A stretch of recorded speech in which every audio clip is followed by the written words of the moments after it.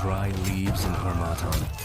Obi, the great king, the blood-soaked ruler, tried to run, but Udoka was faster. She stepped in front of him, calm like a river before a flood. Her eyes looked straight through his soul, cold and steady like smoke curling from burning wood. She didn't shout. She didn't raise her hand. She just tied him with thick rope to a long bamboo stick. Her warriors carried him like a goat meant for the market. When the sun rose, Udoka led them to the tree.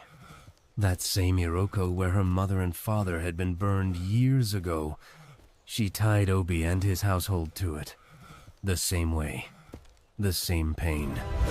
She poured oil on them. Just like they had done.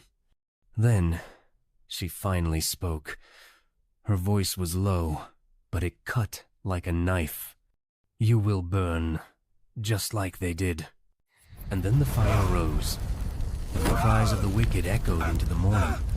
Smoke curled into the sky like a spirit returning home. The land was silent for a moment. Then the people began to come out from where they had been hiding, from behind broken walls, from inside bush paths, from under old trees. Some stood in shock, mouths open, eyes wide. Some dropped to their knees and wept not just for what had been lost, but for what had finally ended. And some shouted with joy. In the middle of it all, Udoka stood tall. Her dark skin smeared with ash and blood. Her curly hair is wild like a crown. She raised her sword high toward the heavens. The fire behind her glowed like a rising sun.